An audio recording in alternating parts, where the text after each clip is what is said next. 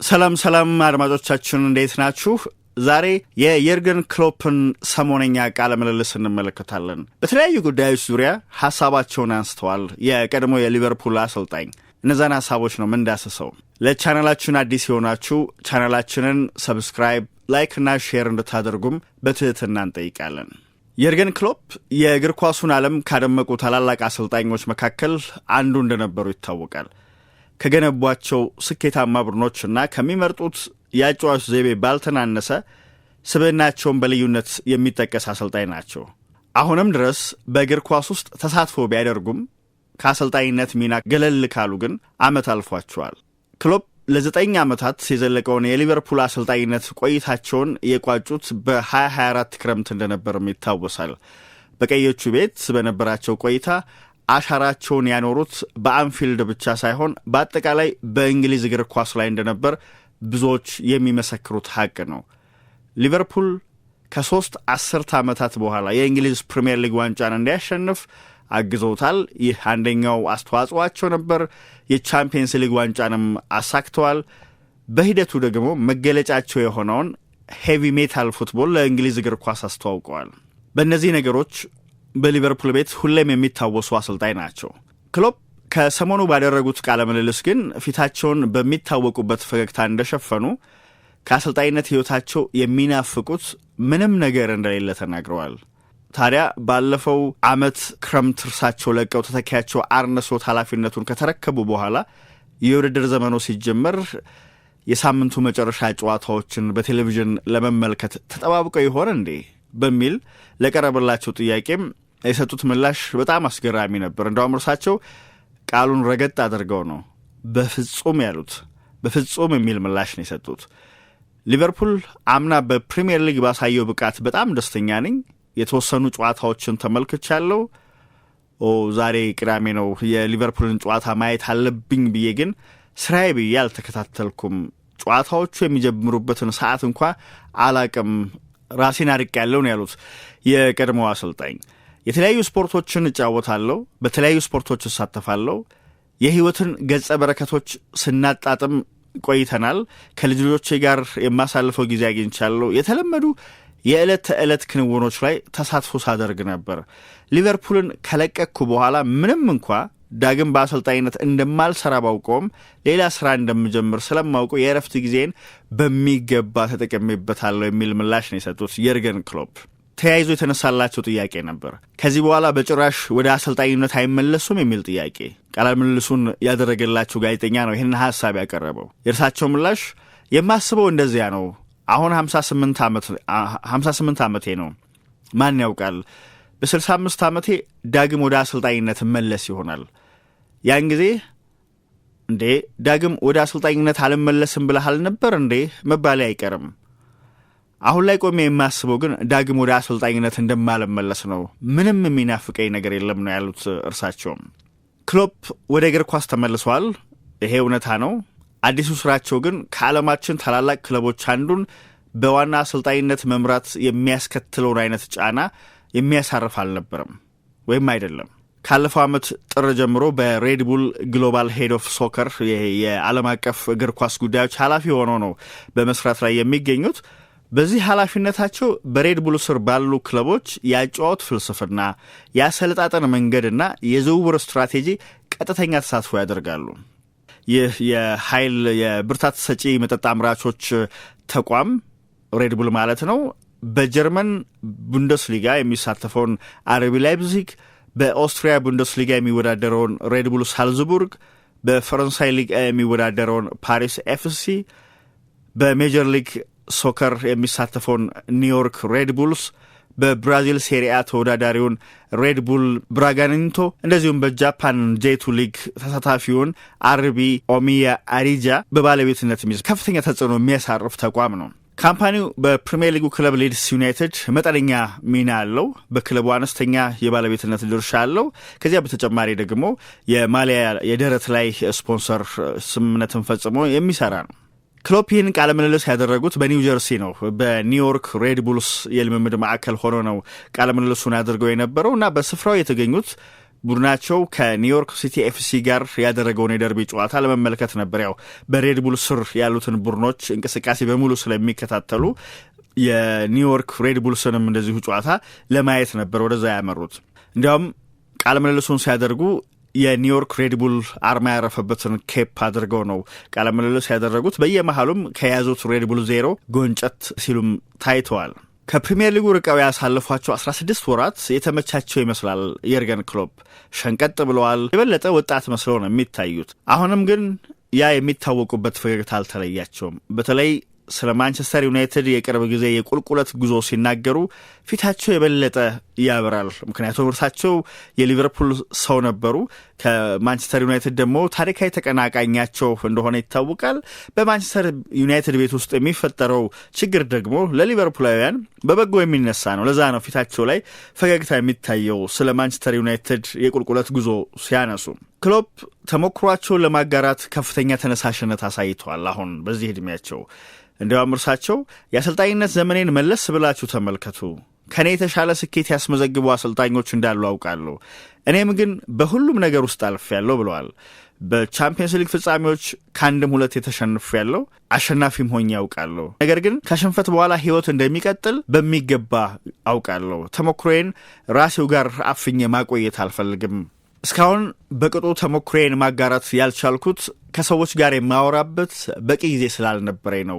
የማስበው ስለ ቀጣዩ ጨዋታ ብቻ ነበር። አሁን ግን ማንም የፈለገውን ቢጠይቀኝ ያለ ስስት ሐሳቤን አጋራለሁ የሚል መልእክት አስተላልፈዋል።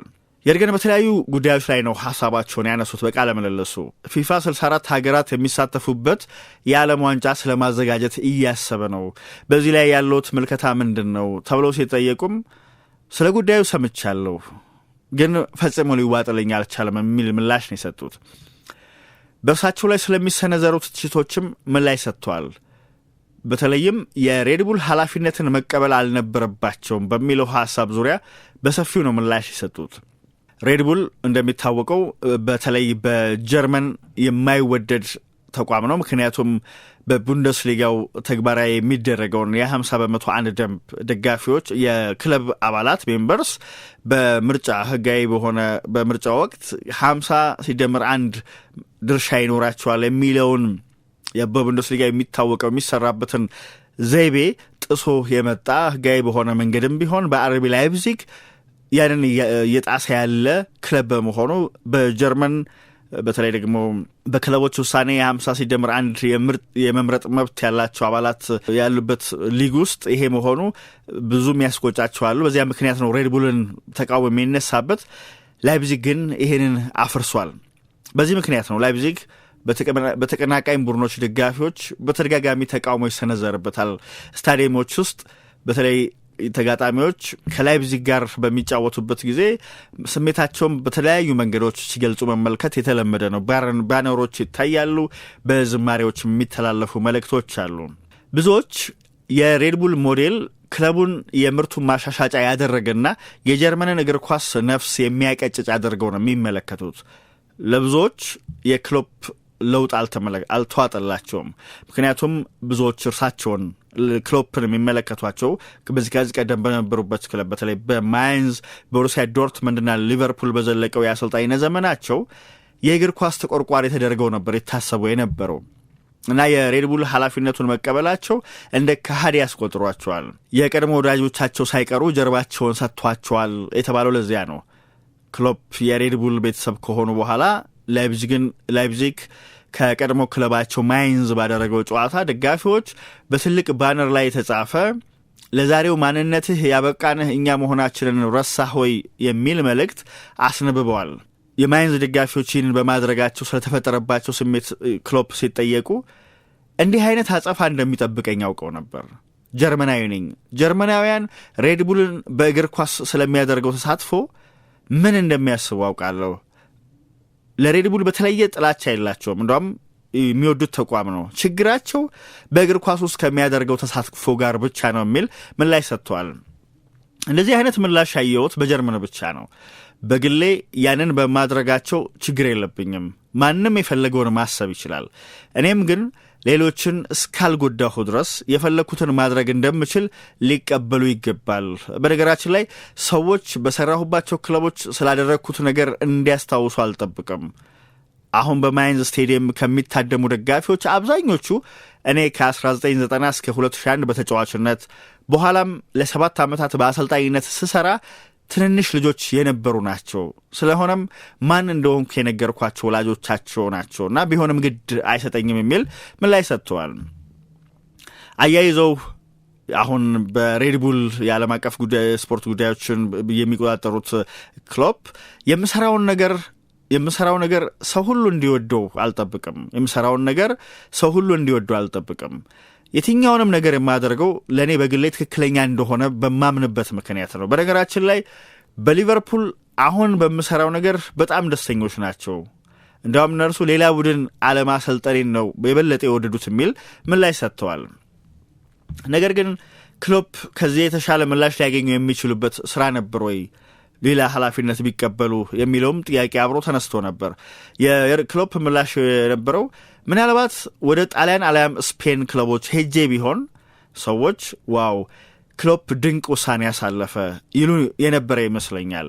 ወደ ባየር ሙኒክ ሄጄ ቢሆን በተለይ የዶርትመንድ ደጋፊዎች ውሳኔውን አልወደድነውም ማለታቸው አይቀርም።